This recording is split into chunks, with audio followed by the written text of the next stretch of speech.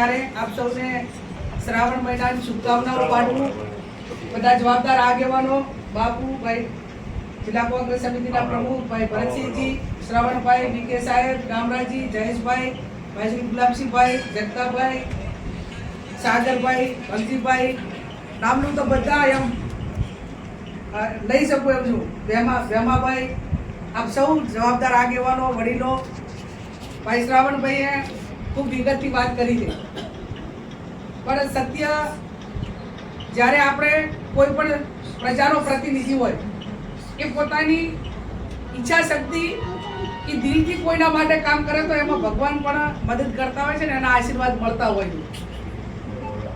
મને જ્યારે શંકરાચાર્ય થરાદ આવ્યા હતા ત્યારે એ ટાઈમે વાત કરી એમણે, અને બચપણથી પણ ગાય પ્રત્યેનો પ્રેમ મારો કાયમી અતૂટ પ્રેમ. હું ધારાસભ્ય હતી એ ટાઈમે પણ મોટા ભાગની વાવ વિધાનસભાની કોઈ પણ ગૌશાળા એવી ના હોય કે એમાં 5 લાખ રૂપિયા આપણે એ ગ્રાન્ટ ના આપી હોય. એટલે એક 2-3 રીતે આપણે એને મદદ કરવાની જરૂર. એક બાજુ જેટલી ગાયો હાચવે છે તો એ ખેડૂતોના ખેતર ભેળાતા મળે.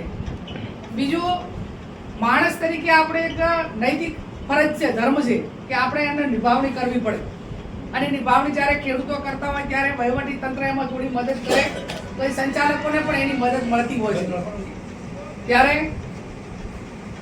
રાતે 11 વાગે જ્યારે મને ટિકિટ મળી, હું દર્શન અંબાજી કરીને આવી, એ ટાઈમે રાત્રે 11 વાગે મારા ઘરે ગાય આવી. આ સત્ય હકીકત ઘટના આવી અનેક હતા.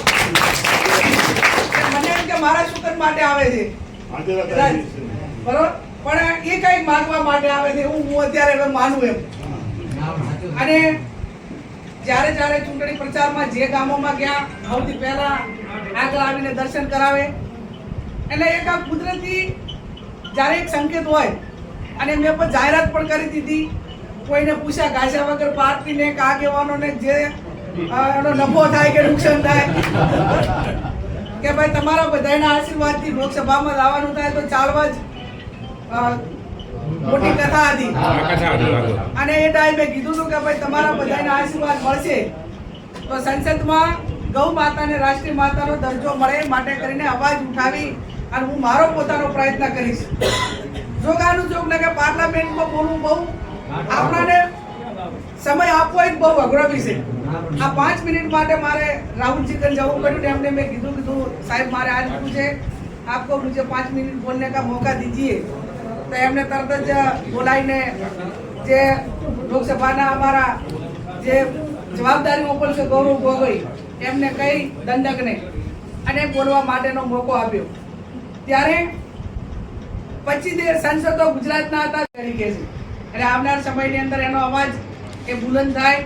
હું તો કહું જે ચૂંટણી લડવા આવે ભાજપ વાળા કોંગ્રેસ વાળા બધાને કહેજો કે ભાઈ ધારાસભ્ય હોય તો તમે વાત મૂકો ત્યાં વિધાનસભામાં, મીડિયા એની નોંધ લે. સંસદ હોય તો અહીંયા મૂકો, મીડિયા સમક્ષ બોલો. એટલે દેશનો અવાજ આવે તો કોઈ પણ સરકારને કે કોઈ પણ ને બધું એક અવાજ ને આ તો દેશનો અવાજ બુલંદ અવાજ થાય એ ખૂબ જરૂરી છે. શંકરાચાર્ય પણ મને ત્યાં તાલકટોરા સ્ટેડિયમમાં બોલાવી ભવ્ય સન્માન કર્યું. અને ત્યારે મને પોતાને એમ લાગ્યું કે મારે બનાસકાંઠાની જનતાનો આભાર માનવો જોઈએ કે હું જીતી ત્યારે કદાચ બનાસકાંઠાએ અભિનંદન આપ્યા હોય કે ગુજરાતે અભિનંદન આપ્યા હોય, પણ જ્યારે ગૌ માતા માટે બોલી ત્યારે મારો નંબર કોઈ ગમે એથી મેળવીને કે ગૂગલમાં આખા ભારતમાંથી ફોન આવ્યા કે બેન તમને અભિનંદન સ્વાગત મારું નહીં પણ તમારા બધાનું છે, બનાસકાંઠાની જનતાનું છે. તમે મને અહીંયા મૂકી એટલે મેં અવાજ ઉઠાવ્યો, મૂકી ના હોત તો શું થયું. એટલે સારા કાર્ય કરવા માટેની મા જગદંબા શક્તિ આપે, આપ સૌનો સાથ સહકાર મળે, ગૌ માતાના આશીર્વાદ મળે. અને જે મુદ્દાઓ છે એ લોકો માટે લડો. ખેડૂતનો પ્રશ્ન હોય, ગાયો માટેની વાત હોય, ક્યાંય અન્યાય વહીવટી તંત્ર કરતું હોય તો સામૂહિક લડાઈ આપીને એને ન્યાય અપાવો. હમણાં વચમાં આપણે ઓલે આઈઓસીએલ વાળાની લાઈન હતી અને કે અમારે અંદર નાખી દેવી છે તમારા ખેડૂતોને વળતર આપ્યા વગર, અમલ કર્યા વગર. તો એની લડાઈ અમે બધા લડ્યા તો અત્યારે બધું એમને બંધ રાખ્યું કે નથી રાખ્યું. જગતાભાઈને પ્રશ્ન એવો ને એવો હતો કે ભાઈ આમ લાઈટના ધાબલા માટેનો તો એના માટે લડ્યા. એટલે નાના નાના પ્રશ્નો ભલે નાના હોય, આપણા માટે નાના પણ જેને પીડા છે એના માટે તો મોટા છે. આ ધારો કે એમને ₹1,00,000 વળતર આપતા હતા ને એને બદલે ડબલ આવ્યું તો લાખ રૂપિયા 12 મહિના ચહેરા વાળે તોય ના મળે. તો આપણે એકદમ એને દબાઈને કે કહેવુંથી કઈ નહીં 1.5 લાખ રૂપિયા વધારે અપાયા. એમ જ્યાં પણ અન્યાય